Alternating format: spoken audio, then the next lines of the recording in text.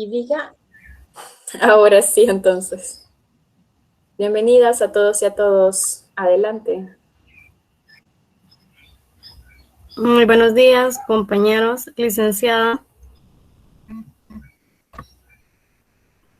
Buenos días, Maritza.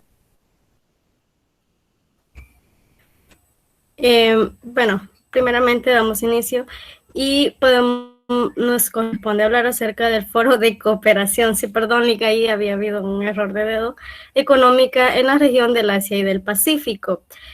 Ahora bien, damos inicio mediante la agenda a desarrollar y nuestros temas por abordar son los siguientes: los datos básicos, datos históricos, el análisis institucional, los objetivos, el análisis geoestratégico, el análisis económico y comercial y por último la oportunidad para El Salvador.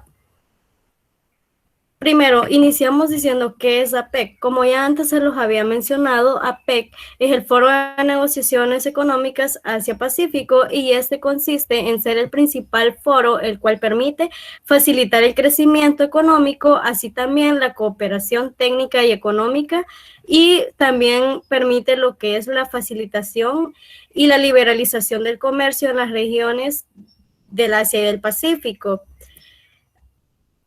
Dentro de sus datos básicos podemos encontrar que este proceso suma una superficie total de 62 mil millones de kilómetros cuadrados y cuenta con una población de 2.700 millones de habitantes aproximadamente, ¿verdad? Y dentro de sus idiomas más destacados está el coreano, el japonés, el chino, las lenguas filipinas, el inglés y el español, pero el inglés es considerado como el idioma oficial. Dentro de las religiones, en este proceso existe una diversidad de lo que son países en la región, y este cuenta con una diversidad religiosa bastante amplia. Existen países cristianos en los cuales se puede englobar que mayor población de cristianos tienen Australia, Canadá, Chile, los Estados Unidos, Filipinas, México, Nueva Zelanda, Papúa Nueva Guinea, Rusia y Perú. Y en los países y también existen países budistas. Dentro de estos se encuentran Japón, Tailandia, Taiwán y Vietnam. Y bueno, en Singapur se dice que alrededor del 42% de su población es budista. En China es difícil conocer a totalidad sobre toda la religión que se encuentra en esta región, pero el budismo, el confucianismo y el taoísmo tienen una fuerte implantación, así mismo como en Hong Kong y Corea del Sur. Se estima que alrededor de 10 millones de habitantes son budistas, y el cristianismo lo procesan alrededor de 14 millones de habitantes, pero en ese está relacionado el calvinismo y también los metodistas. Dentro de sus monedas, es importante destacar que en este proceso cada país cuenta con su moneda independiente, pero existen unos más destacados como los que son el dólar australiano, dólar canadiense, dólar de Hong Kong, el won surcoreano, entre otros. Sus datos históricos, su fecha y lugar de creación. Este foro fue establecido en Canberra, Australia, en noviembre de 1989. Y este fue establecido por el entonces primer ministro de Australia, Robert Hawke, con la finalidad de dar una respuesta a la creciente interdependencia económica que se estaba sobrellevando en esta región del Asia y el Pacífico. Por lo tanto, comenzó en sus inicios con 12 países, y fue originalmente como un diálogo informal a nivel ministerial, apoyado, pues como ya les decía, con 12 países, pero que actualmente está constituido por 21 economías, las cuales se enlistan Australia, Brunei Darussalam, Canadá, Chile, China, Hong Kong, Indonesia, Japón, Malasia, Nuevo México, Nueva Zelanda, Papúa Nueva Guinea, Perú, Filipinas, Rusia, Singapur, Corea del Sur, Taiwán, Tailandia, Estados Unidos y Vietnam. Así también, entre los años de 1991 y 1998 se incluye Hong Kong, China y Taiwán con el nombre de China Taipei. y estos fueron incluidos como economías, como países independientes de la región de China continental. El reconocimiento de estas 21 economías no se llevó a cabo sino hasta el año 2010, y mientras que para el año 2011 estos países consideraron ya no permitir la adhesión de nuevos miembros. Damos paso a lo que es el análisis institucional.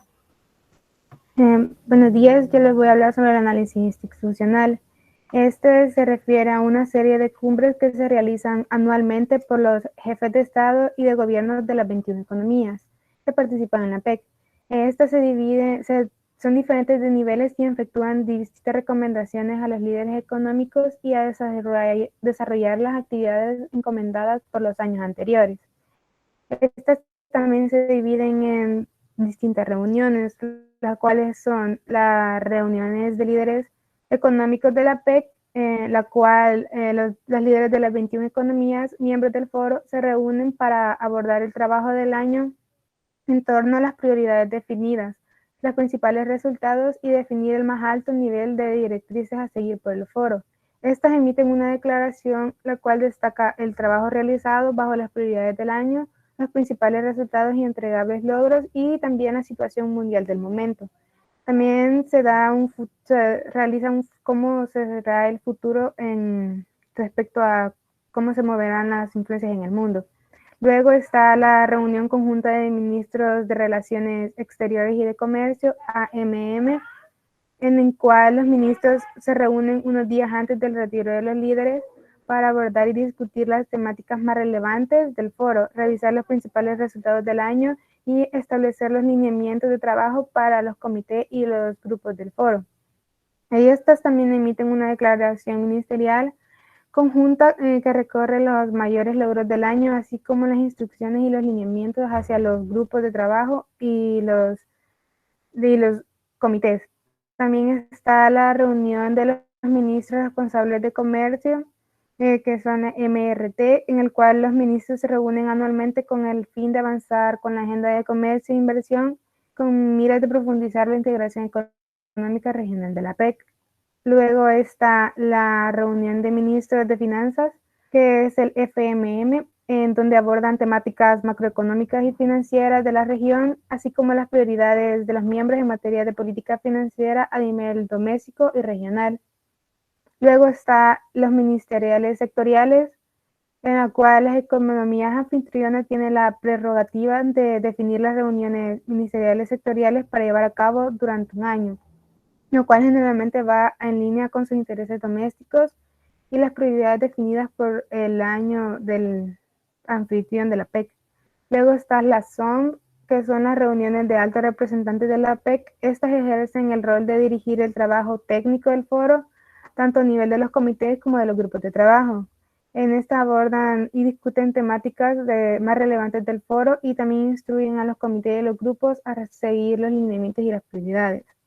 Luego están los comités, que se dividen en 4. El Comité de Comercio e Inversión, el Comité de Cooperación Económica y Técnica y el Comité Económico. Luego está y por último, el Comité de Presupuesto y Gestión.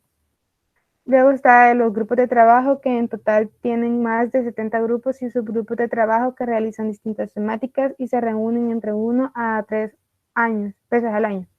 Luego está la Secretaría de la PEC, que esta funciona como el principal mecanismo de apoyo para las economías miembros, proporciona soporte para la coordinación, asistencia técnica y asesoramiento, así como el servicio de gestión de información, comunicaciones y divulgación pública. Estos son por parte de los funcionarios de Cancillería o Ministerios de Economía que son enviados a la Secretaría para realizar dichos trabajos. Luego están los 3 pilares o objetivos fundamentales, que son la liberalización del comercio y la inversión, la facilitación del comercio y la inversión y la cooperación técnica y económica. Y por último, la APEC tiene 3 observadores, los cuales son la Secretaría de Asociación de Naciones del Sureste Asiático, ASEAN, el Consejo de Cooperación Económica del Pacífico, PEC, y luego está la Secretaría del Foro de las Islas del Pacífico. Ahora mi compañera les va a hablar sobre análisis geoestratégico. Buenos días, yo les voy a hablar sobre el análisis geoestratégico. Pues bien, Para un buen funcionamiento en los ámbitos económicos, la APEC ha aprovechado su posición geográfica con el beneficio de poseer la relación de dos continentes, esto dando origen a que esta relación se le vea agregada el Océano Pacífico como una pieza importante para la implementación de zonas de libre comercio entre los países involucrados de este foro de cooperación Asia-Pacífico. También, además de poseer el papel de facilitar el crecimiento regional y la cooperación, que ha demostrado ser esencial en los esfuerzos por lograr una mayor prosperidad y estabilidad común. Y esto ha contribuido a que esta reputación de la región se vea como un motor de crecimiento económico mundial, ya que se ha establecido que las economías asiáticas de la cuenca del Pacífico generan un PIB representativo a nivel mundial. Tenemos que en el 2010 los líderes de la PEC emitieron las rutas hacia el FTAP, hacia las zonas de libre comercio Asia-Pacífico, e instruyeron a APEC a dar pasos concretos a realizar dicha liberación como un instrumento importante para promover la agenda regional de la integración económica de la PEC, que debe ser perseguido como un acuerdo global de libre comercio para el desarrollo, sobre la base de los acuerdos ya establecidos, como lo son la ASEAN+3, la ASEAN+6 y la Alianza Transpacífico. También cabe mencionar que en la región de Asia-Pacífico se encuentran actores importantes dentro de la comunidad internacional, como lo son Estados Unidos, Rusia, China, entre otros, que esto da lugar a que se presenten mayores oportunidades de cooperación a los países que se les es necesario, como son los países de América Latina, lo que genera que en estos países se den acuerdos plurilaterales entre los países de las economías asiáticas y los países latinoamericanos. Ahora bien, les voy a hablar sobre el análisis económico-comercial. Tenemos que el peso económico de la APEC es muy significativo, ya que sus 21 miembros representan el 54% del PIB mundial, el 44% del comercio mundial y más del 55% calculado en la paridad de poder adquisitivo. Si lo calculamos en la paridad de poder adquisitivo, tenemos que el PIB global de la APEC representa más del doble de la Unión Europea.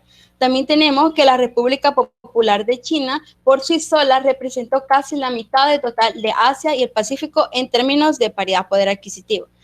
Tenemos ahora que las tres economías de América Latina que están dentro de la PEC, como lo son Chile, México y Perú, en su conjunto representaron aproximadamente el 2%, calculado tanto en precios corrientes como en la paridad de poder adquisitivo.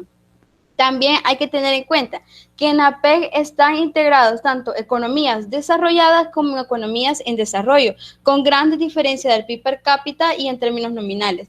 Algunos países de la PEC se encuentran entre los más ricos del mundo, como lo son Estados Unidos, Canadá, Australia, mientras que otros como Vietnam y Papúa Nueva Guinea se encuentran en una etapa incipiente de desarrollo económico. Ahora tenemos que la APEC como un proceso de integración importante en el comercio internacional a nivel de exportaciones e importaciones. A las economías que integran la APEC en su conjunto le correspondieron en 2006 el 45% de las exportaciones y el 47% de las importaciones de mercancías respectivamente, sobrepasando así los números de la Unión Europea. Los porcentajes de los Estados Unidos fueron inferiores al 9% y al 16%. Tenemos que nuevamente el caso más sobresaliente de las economías asiáticas de la APEC ha sido la República Popular de China, que en el 2006 ella generó el 8,2% y el 6,5% de las exportaciones e importaciones mundiales de mercancía. Y tenemos que al año siguiente la República Popular de China sobrepasó a los Estados Unidos, convirtiéndose en la segunda mayor exportador después de Alemania. Tenemos que el porcentaje correspondiente a los países de América Latina se mantuvo por debajo del 3%. No obstante, hay que tener en cuenta que el nivel de comercio, de exportaciones e importaciones per cápita varía de forma muy significativa en cada una de las economías, como lo son de Singapur, Brunei Darussalam, Canadá, Taipei de China, Nueva Zelanda, encabezando la lista. Ahora bien, la PEC se representa como un regionalismo abierto. ¿Esto qué quiere decir? Que los resultados de la liberación y facilitación que se desarrollan dentro de la PEC se extienden a todos sus miembros y también a terceros países. Ahora tenemos la composición de los productos exportados por cada una de las economías de la PEC dentro del bloque. Las hemos dividido en tres. El primero de ellos es con una alta concentración en productos básicos y manufacturas basadas en recursos naturales. Esto es aplicable a Brunei Darussalam, a Australia, a Papúa Nueva Guinea, a Perú, a Chile, a Nueva Zelanda, a la Federación de Rusia y en menor medida a Indonesia. Tenemos que el segundo es aplicable a Vietnam y a Canadá en la canasta de exportaciones dentro de la PEC, la cual se caracteriza por una combinación de productos primarios, manufacturas basadas en los recursos naturales y manufacturas de diferentes intensidades tecnológicas. También tenemos que el tercer patrón de las manufacturas de Asia hacen referencia a las exportaciones con una acusada especialización en las manufacturas nuevamente. Entre las economías que integran este grupo está Japón, la República de Hong Kong, la República de Corea, Hong Kong, Taipei de China y también las economías que integran Asia. También hay que tener en cuenta que casi 2/3 de los miembros de la PEC están representados en esta categoría. Bueno, a pesar del gran volumen de productos básicos y basados en recursos naturales que se exporta a otros miembros de la PEC, en términos relativos, la canasta de exportaciones de los Estados Unidos también se concentra bastante en las manufacturas. Gracias.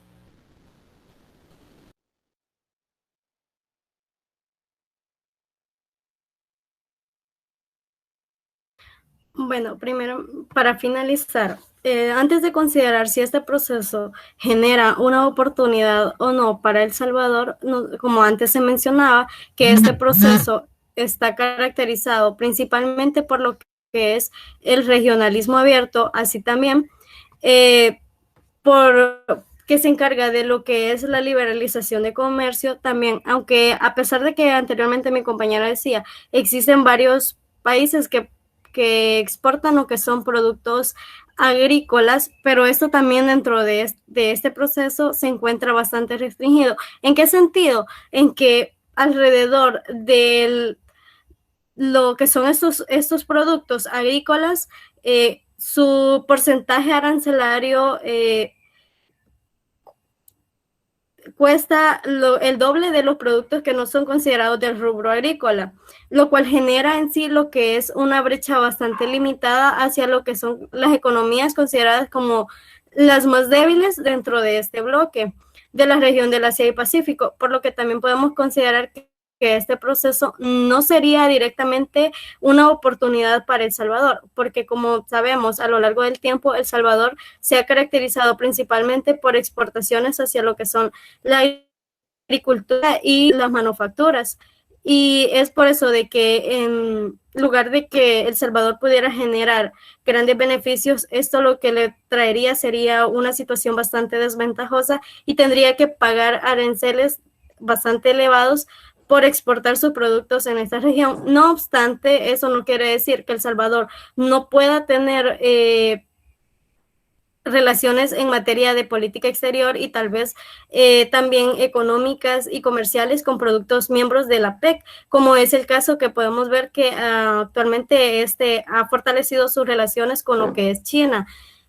Y también quizás como conclusión, también podemos decir que este proceso, a pesar de que sí, como se mencionaba, genera alrededor del 50% del comercio mundial y su economía y su PIB se encuentra alrededor del 60% a nivel mundial. Si bien es cierto, esto se da debido a que existen economías bastante fuertes como lo que es Estados Unidos, China, Japón, y que son los que presentan estos niveles más elevados.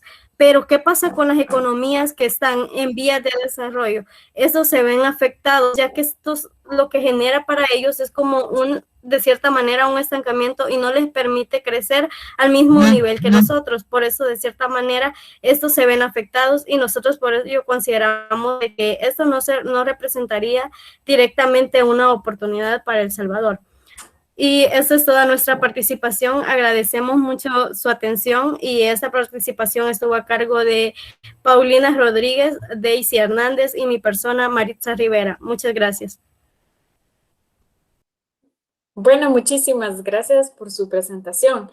Vean, de cara al parcial, pensándolo ya por ahí y para ayudar a los compañeros, me gustaría preguntarles, si quisiéramos tener 3 características de este proceso de integración, características muy particulares de ellos, ¿cuáles serían esas 3 características?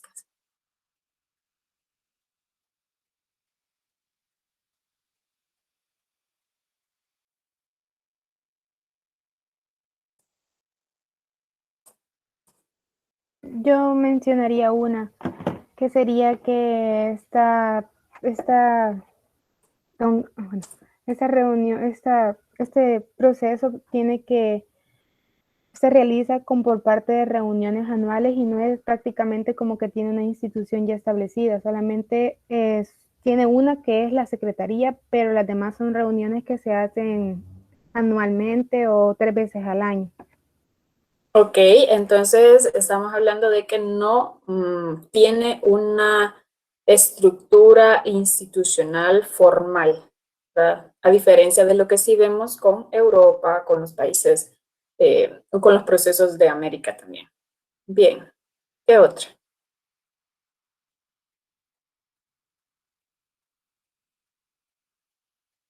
Tal vez, como también lo mencionábamos, que quizá dentro de algunas características esta posee lo que es un regionalismo abierto, lo cual también, debido a que, como usted nos mencionaba, estos países de Asia no, de cierta manera, no son pragmáticos, por lo cual les permite relacionarse con diversas regiones también y tener lo que es este regionalismo abierto hacia otras economías y con el fin de expandirse, porque es principalmente lo que busca este proceso, poder llegar a otras regiones, aunque se encuentra también bastante limitado, porque también, según videos e información que leíamos, decía de que aparentemente genera lo que mencionaba, grandes números, pero que en la realidad, de cierta manera, se encuentra un poco limitado.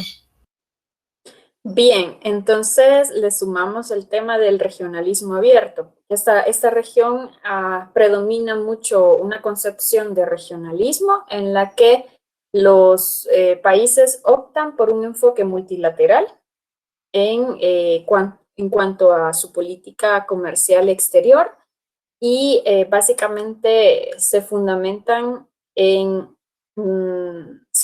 tienen a la base el pragmatismo, que es lo que posibilita que haya cooperación entre países que tienen distinto grado de desarrollo económico, con las limitaciones del caso que muy bien menciona.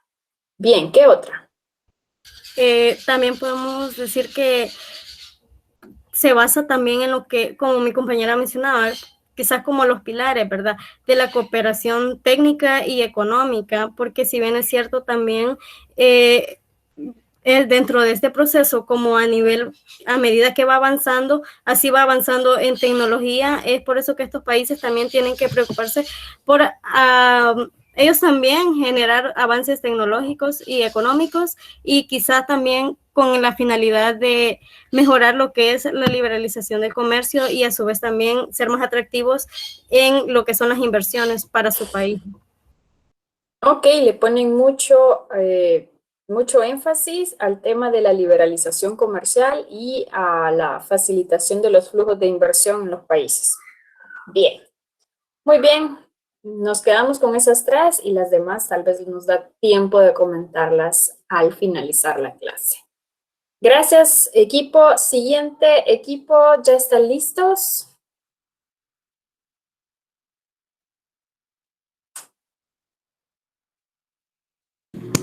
Sí estamos listos, solo que tengo una notificación, ¿verdad? Lo que pasa es que yo ya estoy en el trabajo, pero solo puedo activar el audio, no puedo activar la cámara. No sé si habría algún inconveniente. No, adelante. Ok, entonces, mi compañera Tania solo va a presentar al grupo y yo seguiría con la expo. Buenos días, licenciada y compañeros. Este día nos toca presentar el Acuerdo Regional de Cooperación Comercial y Económica del Pacífico. Por sus siglas en inglés se abrevia SPARTECA. Mi compañera María José les continuará el tema. Ok, para empezar, ¿verdad? Si bien es un acuerdo regional de cooperación comercial, ¿verdad? Y económica en el Pacífico. Este fue firmado el 14 de julio de 1980 y entró en vigor el 1 de enero de 1981. Su objetivo principal para la creación fue corregir las relaciones desiguales de comercio entre Australia y Nueva Zelanda con las pequeñas economías insulares, ¿verdad?, del Pacífico, implementando, ¿verdad?, una suspensión de importaciones y restricciones que ocasionarían un problema para estas economías. En otras palabras, este tratado, ¿verdad?, se puede definir como un acuerdo no recíproco en virtud del actual Australia y Nueva Zelanda son los principales países, ¿verdad?, los cuales ofrecen un acceso comercial preferencial a los países en desarrollo miembros del Foro del Pacífico Sur. Algunos datos básicos, ¿verdad?, de este tratado es que su superficie en total tiene 8.526 millones de kilómetros cuadrados, abarcando la mayoría del continente, ya que se encuentra en el sector, ¿verdad?, donde se encuentran los países Australia, Fiji, las Islas Cook, las Islas Marshall, las Islas Salomón, Kiribati, Micronesia, también está Estados Federados de Nauru, Niue, Nueva Zelanda, Papúa Nueva Guinea, Samoa, Tonga, Tuvalu y Vanuatu. Este tiene límite, ¿verdad?, con Oceanía, está limitando con varios océanos y solo una frontera terrestre. Limita también con el mar de Filipinas, el Océano Pacífico, el Océano Ártico, Océano Índico e Indonesia. Como también datos básicos, ¿verdad? Este sector cuenta con una población de 43.350.830 habitantes. También tenemos que sus idiomas se caracterizan por la diversidad en los cuales se destaca la lengua austro-oceánica, el inglés, francés, el español, el hindi, el tok-pisin, el enga, el fiyiano, samoano y las lenguas papúes. Entre las monedas que tiene la circulación está el dólar australiano, el dólar fiyiano, el dólar kiribati, el dólar estadounidense, el dólar neozelandés, también está el dólar de las Islas Cook, el dólar de las Islas Salomón, Quina, Talá, Paanga, el dólar tubulano y Batu. Las regiones, ¿verdad?, se están considerando con unas religiones demasiado sobresalientes, ¿verdad?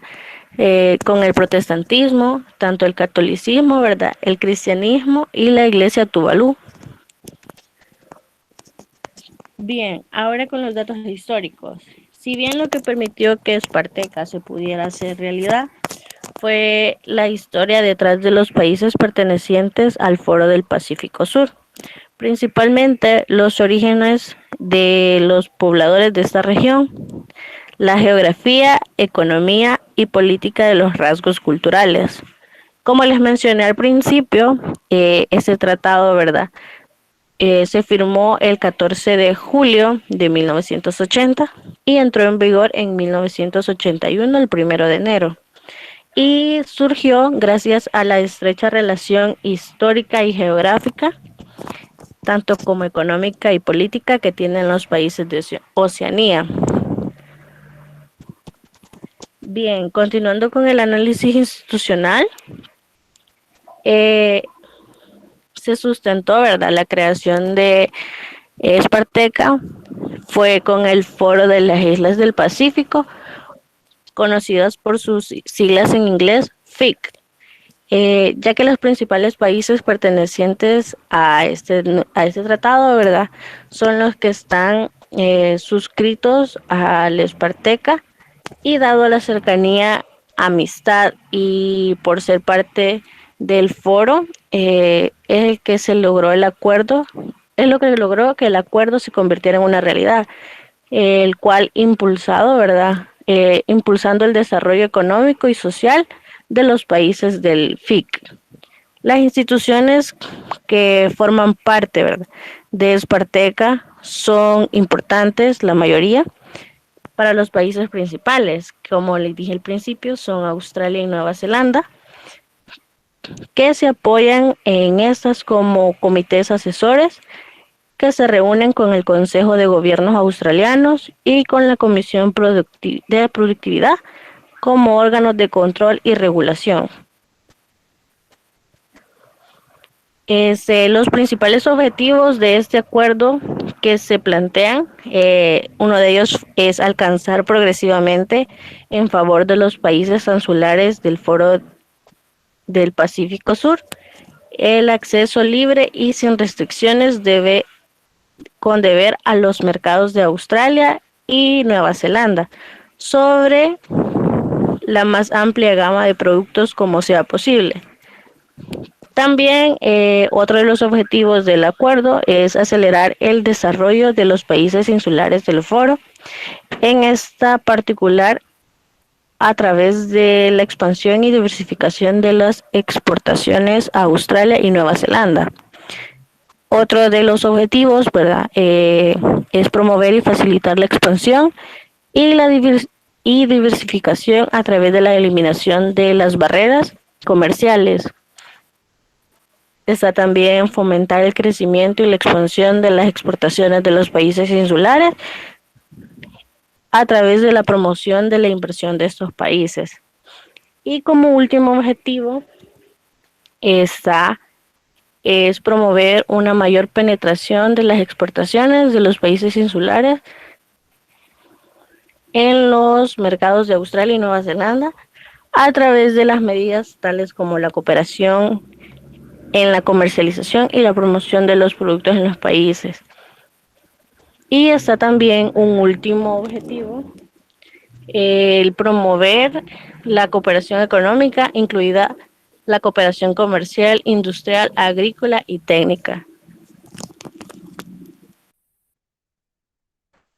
Yo continuaré con el análisis geoestratégico. Por la cercanía que tienen los países del Pacífico, en este caso Oceanía, los acuerdos comerciales es más fácil, y por la cercanía que tienen todos estos a los océanos y diferentes mares. El área económica del acuerdo se ve influenciada por el modelo gravitacional de comercio. Se preguntarán, ¿qué es eso? Está relacionado con la teoría de la gravedad de Newton, que entre estén más cerca los cuerpos, más se atraen. En este caso, los países están tan cerca que para ellos la comercialización se hace más fácil por la cercanía, y que los costos arancelarios de importación y el transporte se reducen significativamente a comparación de los acuerdos o tratados con países que están más lejanos a este.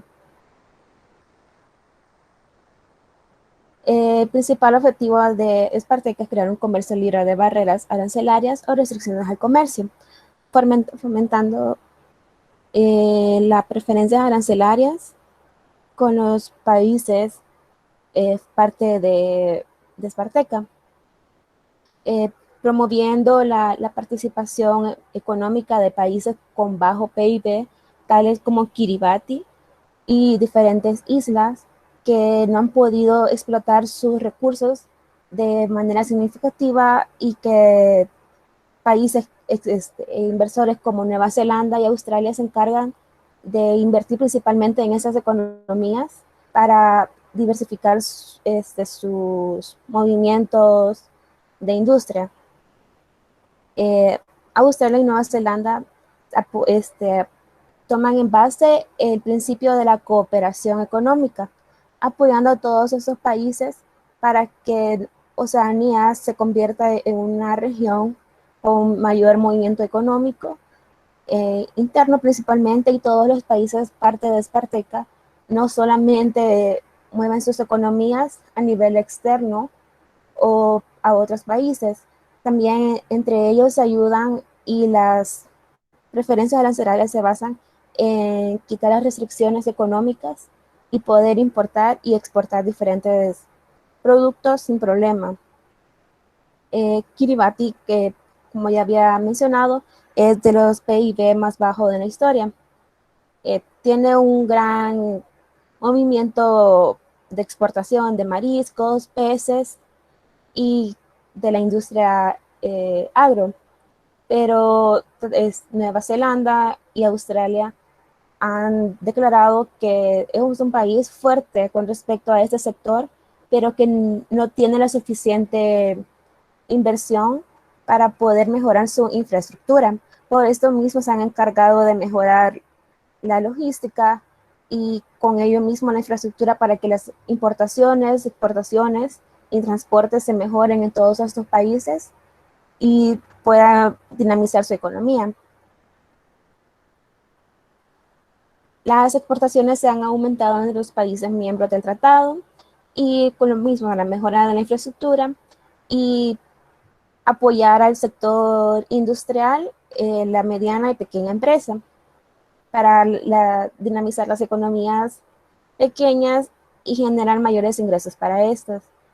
Los países parte del foro, o en este caso Esparteca, quedan con esos beneficios recibiendo la ayuda económica de Australia y Nueva Zelanda, que son los países con un PIB más alto a comparación de los otros. La cooperación es demasiado importante para estos dos países, ya que promueven que ninguna economía debe de quedarse atrás con respecto a otras y todos deben de ayudarse en sí. Y se trata de ser como una familia en todos los países que forman parte de Esparteca. Ellos saben que deben de aprovechar los diferentes recursos naturales que tienen. Por ejemplo, países que tienen mayor aporte tecnológico, económico, turismo, por la cercanía a los mares, el pescado, mariscos, la minería, la silvicultura, la exportación de cafés, de aceite de palma, etc. Con respecto al PIB, podemos ver que para el año 2017, las economías de Oceanía que lideran es Australia y Nueva Zelanda, y siempre Kiribati en el último lugar por lo mismo de que no saben explotar sus recursos naturales, pero a comparación de antes del inicio de Esparteca, se puede comparar de que ha aumentado significativamente el PIB de Kiribati. En el análisis de oportunidad para El Salvador, por la ayuda que brindan los países principales, sería una maravilla para El Salvador por la ayuda que le brindarían, pero por lo mismo de la distancia geográfica, que los países se caracterizan principalmente, los partes de Esparteca, que se han juntado por la cercanía geográfica y la historia. El Salvador, claramente estamos al otro lado del mundo y sería muy difícil ser parte de Esparteca, y por la historia que El Salvador nunca ha sido parte de esa historia o del orgullo que tienen los países de Oceanía. Y tampoco tiene los recursos necesarios con los que cuentan la mayoría de países del Pacífico, como también es el turismo, que en los últimos años se ha visto muy explotado porque las islas se caracterizan por su mayor parte, su economía se dinamiza por el turismo. Muchas gracias. Bien, muchísimas gracias a ustedes. Un par de preguntas que me surgen en relación a este proceso es si ustedes indagaron respecto de los motivos que llevan a los países a ser parte de este acuerdo. ¿Cuáles creen que son esos motivos, esas motivaciones, esas razones que impulsan a los países a querer ser parte de este proceso de integración, a los que ya son miembros del mismo? Y luego, Luego de eso, si queda tiempito, también cuáles son las principales críticas a este acuerdo de integración. Los motivos principales por los que los países han unido es por la historia y por la ayuda que brindan y ese sentimiento de ser como familia. Pero las economías menores se han, como digamos, inspirado en los ofrecimientos que Nueva Zelanda y Australia les han ofrecido, las ayudas económicas, dinamizar sus economías, explotar sus recursos naturales, etcétera. Pero principalmente es aumentar su PIB y convertirse en países que puedan usar de mejor manera sus recursos naturales. Aparte de eso, Lick, también uno de los objetivos principales para este tratado es el desarrollarse económicamente el comercio en los países insulares. También, ¿verdad? Así como decía Tania, desarrollar un turismo a nivel regional, tanto como los países insulares tienen ese acceso al mar, ¿verdad? Explotar esos recursos que ellos tienen a la mano y asimismo, como ella también decía, ¿verdad? Nueva Zelanda y Australia, integrarlos con el comercio que ellos poseen. Ok, bueno, vean, como comentario para que mejoren su respuesta en futuras presentaciones, bueno, no les voy a decir nada sobre el tema de que se sentían en familia los países y que todo era paz, armonía y que queremos estar viviendo en comunidad.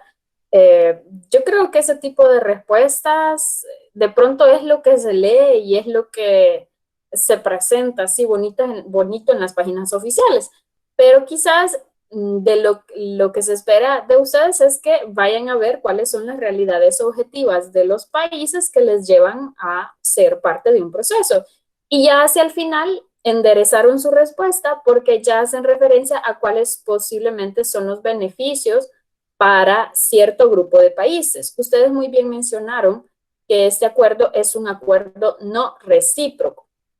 ¿Y qué significa que sea un acuerdo no recíproco? Que las ventajas que un par de países por ahí otorgan a otros no las van a esperar recibir de la misma manera.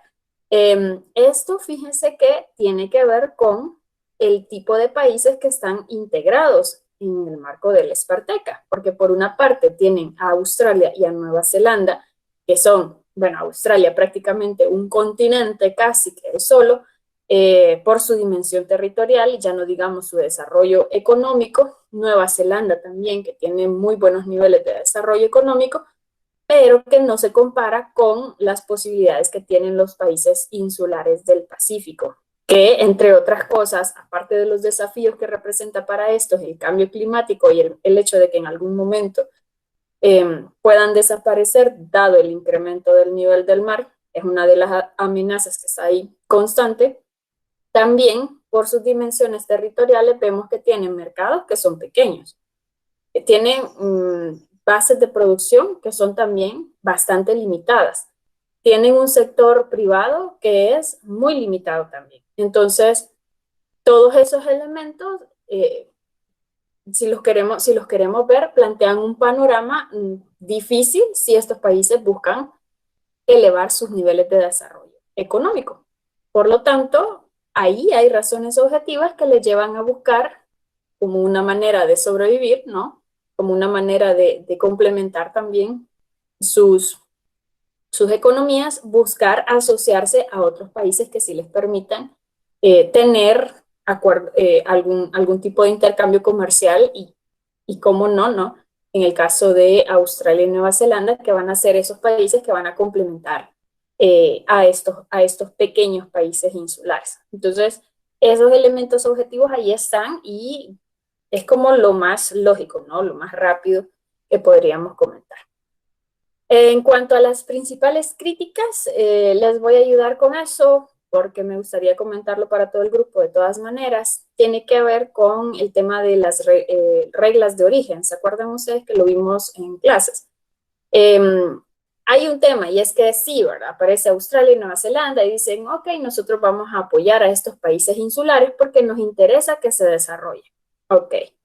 Sin embargo, en el marco de este acuerdo se establecen unas reglas de origen bastante estrictas y que al final terminan siendo contraproducentes y restringen el alcance de las exportaciones que puedan venir de estos países insulares. Por ejemplo, se les exige que el 50% del producto que se va a exportar hacia Australia y Nueva Zelanda sea con productos propios, es decir, que el 50% del producto haya sido elaborado con materiales propios del país. Entonces, del país, en este caso de la isla, ¿no? Entonces, esto al final, dadas las características del mismo país, del conjunto de islas que puedan formar parte de ese país, va a limitar también la posibilidad de exportar, es decir, qué es lo que realmente se puede exportar. Entonces, si se bajan los aranceles, si se permite el libre comercio, hay una desgravación arancelaria importante, pero por otra parte se establecen obstáculos no arancelarios, o sea, obstáculos eh, que en el fondo al final terminan limitando ese posible comercio que se pueda dar. Entonces, ahí es donde también se presentan como estos desafíos para los países insulares del Pacífico Sur. Bueno, yo creo que me quedo por ahí porque también no le quiero quitar más tiempo al otro grupo y muchísimas gracias. Por ahí les puse el nombre en español por si acaso les sale en español el nombre en el examen y no van a decir que no lo sabían. Siguiente equipo con el que finalizamos hoy. ¿Ya están listos? Sí que lo están. Muy bien. Adelante entonces con la Asociación Económica Integral Regional. Primera pregunta para el equipo. ¿Está en vigor este acuerdo? Sí, Liz. ¿En serio? Ahí hay que arreglar un poquito el tema de los ecos, por favor. Apaguen el micrófono en algún dispositivo. ¿Seguros está en vigencia? ¿Desde cuándo? ¿Ya lo han ratificado todos los países que debían ratificarlo para entrar en vigencia? Desde noviembre del 2020. Acuérdense que una cosa es adoptar un acuerdo y otra cosa es que entre en vigencia, ¿verdad?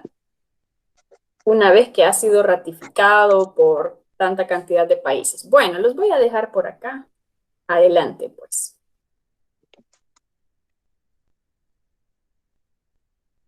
Buenos días, licenciado y compañeros. Antes que nada, disculpar mi cámara que me da dificultades en el teléfono, ¿verdad? Pero yo comenzaré hablándoles sobre la Asociación Económica Integral Regional. Para comenzar, voy a hablar acerca de los datos básicos. Los datos básicos son, por ejemplo, su nombre oficial, que es Agreed Regional Comprehensive Partnership, y sus idiomas son chino, japonés, malayo, indonesia, vietnamita y filipino.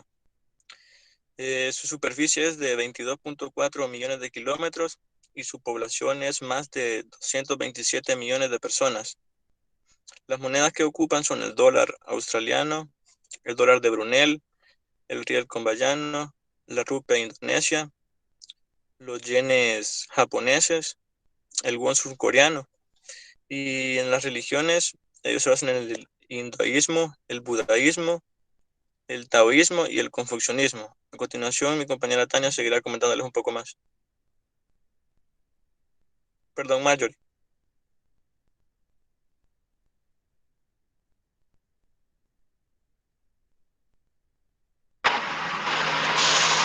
Buenos días, yo les hablaré sobre los datos históricos. El 15 de noviembre del 2020 se firma la Asociación Económica Integral Regional después de una negociación tras 8 años para poder llevar a cabo este acuerdo. Es el tratado de libre comercio más grande de toda la región de Asia y podrán decir, pero es un acuerdo igual al de los demás, es un tratado de libre comercio igual a los otros, pero tras 8 años de negociación empezaron a ver y a tratar de mejorar estos acuerdos que sean iguales o parecidos a estos para que sea un acuerdo a nivel global. Se firmó por 15 países y suman un PIB mundial, el tercio de un PIB mundial y el 28% del comercio global. Ahora les hablaré sobre el análisis institucional.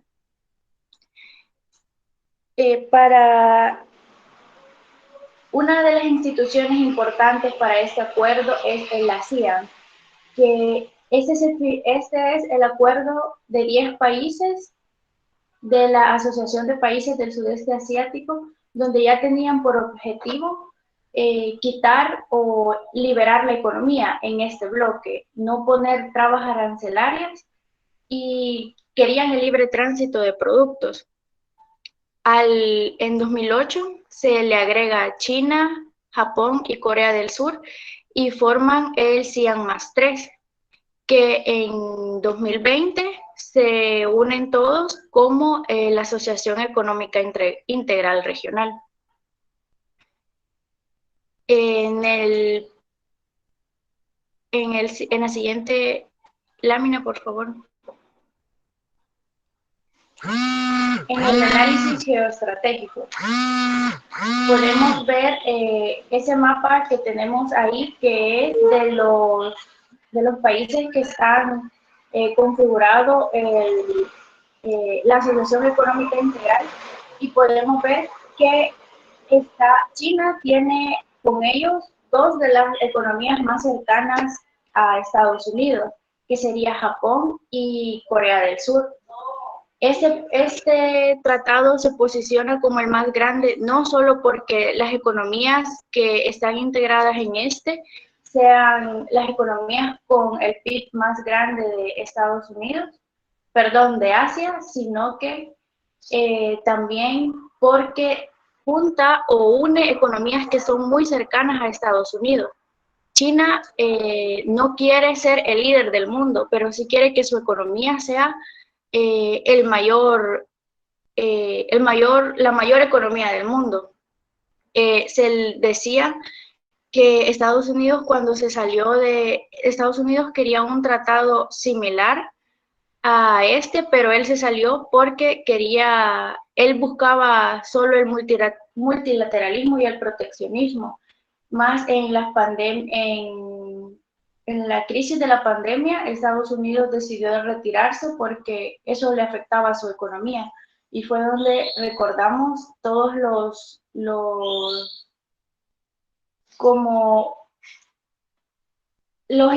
enfrentamientos que tuvieron con eso de los aranceles Estados Unidos y China. Cuando China hace esto, todo ese sector que vemos ahí están libre de aranceles. O sea, ellos no quieren poner trabas arancelarias y así poder ser más fácil el tráfico, como el tráfico de armas, de vehículos, bueno, no sé si tráfico sería la palabra, pero como las exportaciones de vehículos, de economía y de productos básicos.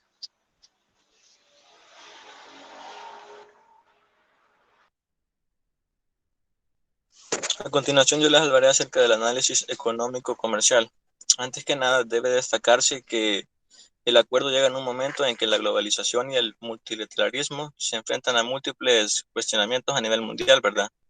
Por diferentes razones. Una de ellas es la escalada de tensiones comerciales que se generó entre los Estados Unidos y China. Esto fue durante la era Trump. Estos dieron un nuevo golpe al libre comercio. por lo que la pandemia actual ha acuciado los cuestionamientos a las estrategias de transnacionalización por la afectación de las cadenas de producción, el multilateralismo y el rol de las instituciones internacionales.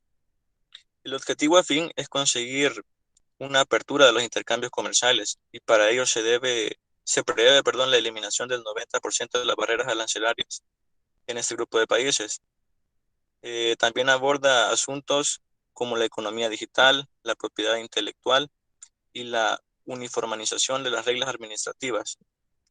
Pero hay algunos factores, yo les mencionaré algunos. En primer lugar, la firma del acuerdo de la RCEP no significa necesariamente que China vaya a perder el interés en su cooperación con Estados Unidos y la Unión Europea, ¿verdad?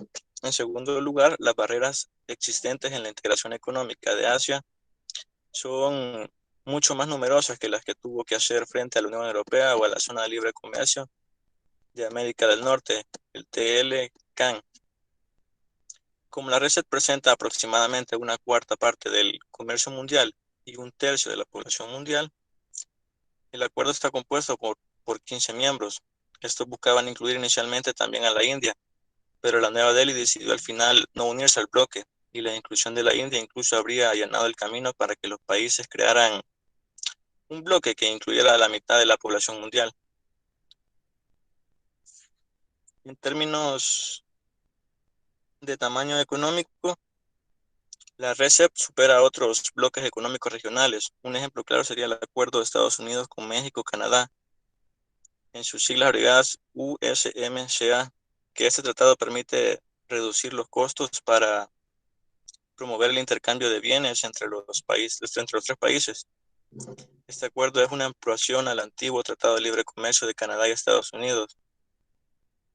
Y otro sería el Tratado Integral y Progresista de Asociación Transpacífico, que consiste en un tratado de integración económica plurilateral en la región más dinámica del siglo, que es el Asia-Pacífico, con su objetivo, ¿verdad?, de contribuir al crecimiento económico y a crear nuevas oportunidades para empresas, trabajadores y agricultores consumidores.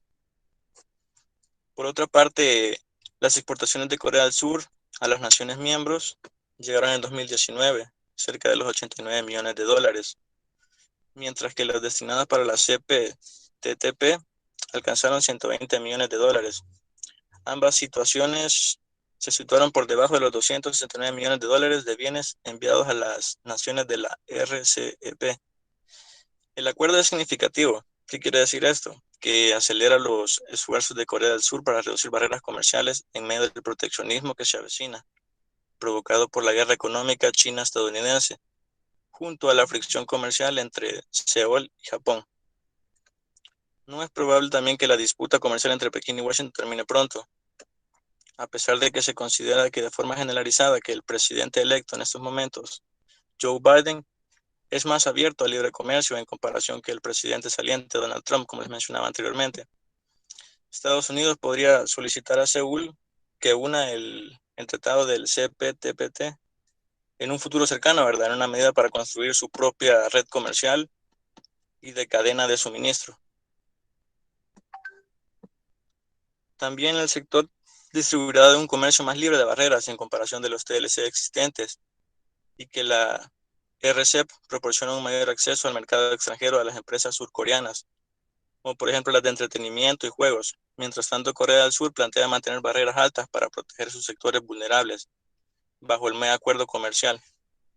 El Ministerio de Agricultura y Alimentación y Asuntos Rurales ha dicho que mantendrá en particular aranceles altos para los productos frescos como el arroz, pimientos, ajos, cebollas y manzanas.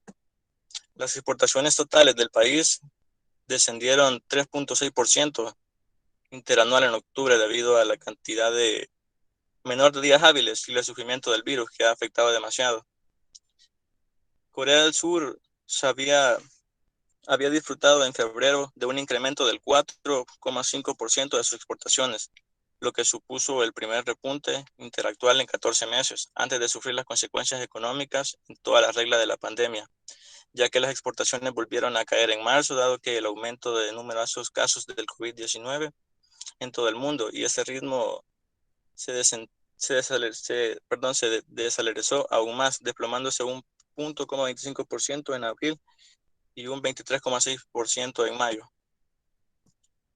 Ahora les hablaré acerca de los aportes para el país.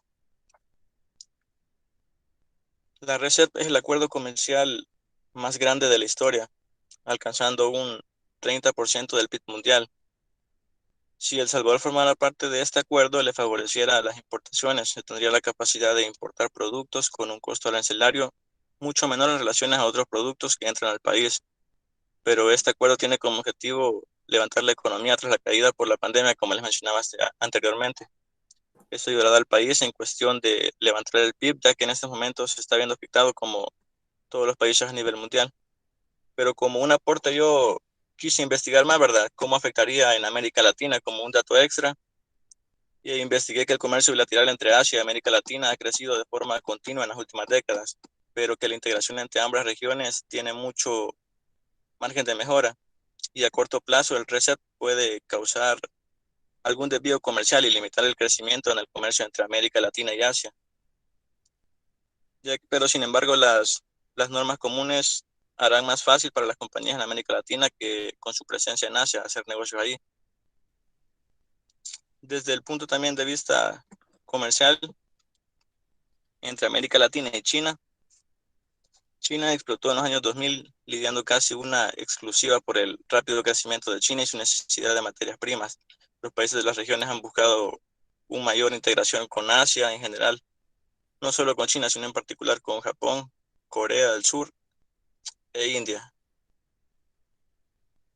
Muchas gracias.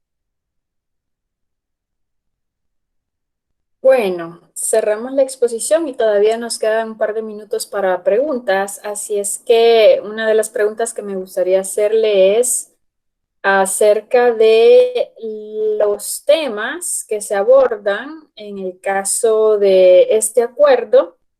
¿Cuáles son las apuestas principales, los temas o las áreas de interés principal sobre la cual giran la mayoría de acuerdos que hay dentro de este proceso de integración? Y luego, en función de esos temas, ¿cuáles podrían ser las principales críticas al mismo? Quizás los temas de interés sería la liberación económica que tiene este sector, ¿verdad? Una quizás de las críticas es que solo están buscando países que les faciliten la entrada al Pacífico, o sea, que buscan más que todo países que como que el pasar mercancías para los otros países sea entrada directa sobre el Pacífico. A ver, ok, estamos de acuerdo que libre comercio. ¿Qué más? Según lo que yo leí, otro tema de interés para ellos es levantar las economías, ¿verdad? Por lo que ha pasado actualmente por la pandemia. ¿Qué significa levantar las economías?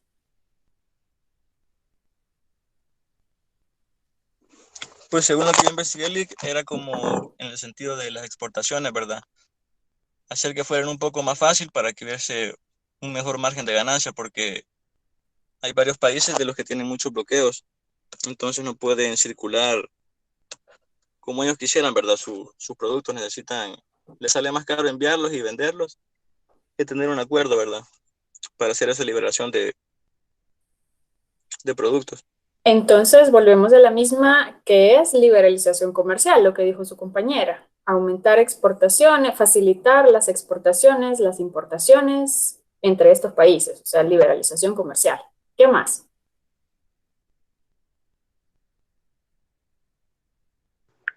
También había leído que trataba de China cambiar el orden, posicionarse él como el hegemón y que ver que el multilateralismo de Estados Unidos ya había caído por las decisiones tomadas por Donald Trump y que ver que él era la nueva hegemonía del mundo.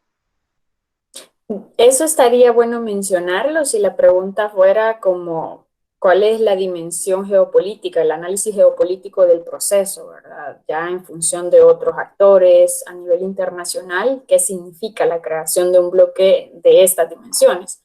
Ahí cabe muy bien ese punto que usted acaba de mencionar.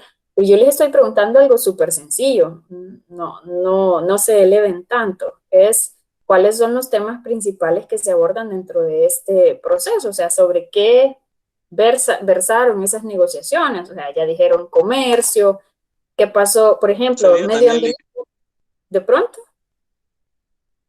sería también inversión, servicios financieros y digitales, como también mencioné en la presentación. Una propiedad intelectual y una cooperación tecnológica, como ahora también el mundo está cambiando, ya estamos en otra era, a la era tecnológica. Ok, muy bien, por ahí va la respuesta. Ahora, en función de esas temáticas, ¿qué cosas son las que se puede criticar a este proceso? O sea, ¿qué temas no aborda y qué sí son importantes de abordar en el contexto actual?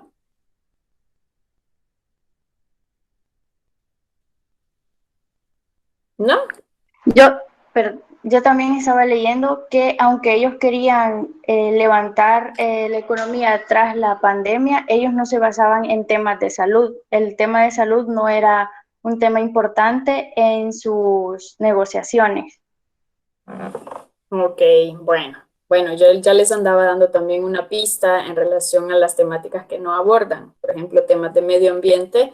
Y de hecho, si vemos quiénes son los que son parte de este acuerdo y vemos que está China por ahí, y sabemos que China tiene una posición bien específica respecto de temas de medio ambiente y emisión de gases de efecto invernadero, entonces es algo que no necesariamente le va a interesar y por lo tanto tampoco se incluye dentro de este acuerdo. Tampoco se habla acerca del tema de subsidios de parte de los estados, entonces ahí vamos a ver que hay varias críticas alrededor de este tipo de cosas que es importante incluirlas, ¿verdad? Porque tiene que ver directamente con temas de interés mundial, ¿sí? Al menos el tema de protección del medio ambiente y ya a nivel local el tema de los subsidios de parte de los gobiernos, que esto también tiende a generar barreras a ese libre comercio que se busca promover. Bueno, nos quedamos hasta acá y como todavía tengo 2 minutos, les quiero comentar, siempre en línea del parcial que vamos a tener, yo les decía hacer este ejercicio de comparación entre procesos de integración Latinoamérica, África, Asia, que puede servir mucho para comprender las dinámicas distintas como se van desarrollando en cada región. Y por ejemplo, ¿qué encontramos en Latinoamérica? Bueno, los procesos de integración, la mayoría, si ustedes se fijaron, se podría decir que estaban o estancados, no habían alcanzado sus objetivos, no habían alcanzado establecer estas etapas de integración que claramente estaban definidas en sus tratados constitutivos. Van procesos lentos, ya no se diga de establecer una tarifa común, una tarifa externa común. En el marco de una unión aduanera, pocos procesos de integración han llegado hasta ahí. ¿Y por qué se da esto? Bueno, porque lo que vamos a encontrar en Latinoamérica son países que están más interesados por sus intereses particulares y no necesariamente bajo una visión comunitaria. Entonces, esto va a incidir bastante en el avance del proceso de integración. ¿Qué otras cosas? Que la integración a veces está amarrada está vinculada a quién está en el gobierno. En el caso de los países latinoamericanos, los procesos de integración avanzan dependiendo de que si el presidente le interesa impulsar la integración. ¿Cuál es la visión que se tiene? O sea, que es una visión de gobierno y no necesariamente responden estos procesos a una visión de Estado, hacia dónde queremos llevar el desarrollo del país a largo plazo, no se manifiestan así. Y ahí tenemos el caso del ALBA, por ejemplo, que es muy particular en este sentido, porque tiene su auge cuando hay en el poder países que son de tendencia izquierda, presidentes que son de tendencia izquierda, y cuando estos presidentes han sido cambiados en sus respectivos países y ascienden al poder gobiernos de derecha, entonces estas iniciativas tienden a quedar en el olvido. Por lo tanto, también ese es un tema que es constante en la región latinoamericana. ¿Qué encontramos en Asia? Por el contrario, en Asia lo que tenemos son una diversidad de países y estos países tienen características tan variadas, no solo en sus niveles de desarrollo, sus tamaños, la diversidad que hay en su población, de religión, hay diferencias culturales, hay gran diversidad de estructuras económicas, políticas, sociales, y aún con esto, los procesos de integración que hemos visto en Asia tienden a ser los más dinámicos que de todos los que hemos estudiado. Y ahí está el caso de ASEAN, ahí está el caso de APEC, el caso del el RCP, que es el último que acaban de presentar y que todavía no ha entrado en vigencia, ¿verdad? Entonces, vemos que en qué se basa o en qué radica principalmente el éxito de estos procesos de integración, por qué son tan dinámicos, siendo tan diferentes. Y lo que vamos a encontrar es que, y eso lo dijo el primer grupo, hay escasas estructuras formales, institucionales. Y esto podría ser a veces entendido como una contradicción, sin embargo, ha funcionado. ¿Por qué? Porque las organizaciones o procesos de integración que se han desarrollado en esta región de Asia-Pacífico se han cimentado sin un cuerpo supranacional, al estilo europeo. No han tomado ese modelo de generar todo un entramado institucional, con instituciones de carácter supranacional, no, sino que por el contrario, lo que priman son compromisos de bajo nivel de compromiso entre los estados. De hecho, hay procesos de integración que no tienen un acuerdo que oficialice tal cual esos compromisos. Sin embargo, esto se traduce en mayor flexibilidad para los países, de tal manera que los países participan en aquellos esquemas de integración que les son factibles y los cuales pueden impulsar desde sus gobiernos. Luego, lo otro que encontramos es esto. Si no hay acuerdos, estamos hablando de integración real o integración silenciosa o integración de facto, como lo vimos en la primera unidad, y no necesariamente una integración de jure. En América Latina, ¿qué hay? En América Latina sí hay muchos acuerdos. O sea, sí hay tratados que establecen estas características de etapas de integración, los acuerdos de los estados. Pero, ¿qué es lo que termina pasando en América Latina? Promesas que no se cumplen, discursos que no se cumplen. En el caso de Asia, la región de Asia-Pacífico, es lo contrario. De hecho, quienes tienden a impulsar más la integración, se le da mucha prioridad al sector empresarial. Esto creo que no lo mencionaron en el caso de APEC, pero es importante destacarlo porque los gobiernos no necesariamente nace de ellos avanzar en estos procesos de integración, sino que responden más a el sector empresarial, el sector privado. De ahí es que también, como le ponen mucha atención, y por eso decíamos, son pragmáticos, o sea, estos procesos de integración se basan, se fundamentan en una visión pragmática. No interesa tanto qué gobierno es el que esté, si es un gobierno de corte autoritario o no, sino que lo que interesa es crear las condiciones adecuadas para facilitar los flujos de comercio, de inversión entre los países que forman parte de ese proceso. Y si un gobierno autoritario lo permite, pues no pasa nada. Si un gobierno democrático también lo permite, no pasa nada. Y con esto voy a cerrar el tema de la importancia del sector privado o del ámbito económico, que es el que prima en la mayoría de estos acuerdos en la región de Asia-Pacífico. Ustedes lo pudieron ver en el caso de APEC. De hecho, no se habla de países, 21 países, sino que se habla de 21 economías miembros, porque lo importante para ellos es la economía. Y ahí aparecían, de hecho, ni siquiera países, sino que va el tema de Hong Kong, por ejemplo, que es parte de este proceso de integración. También eso indica de la flexibilidad de estos procesos, que no necesariamente participan en ellos países como tal, estados como tal, sino en este caso economías. Así es que, bueno, yo me voy a quedar hasta acá. Ya les robé los 5 minutos que tenían de recreo.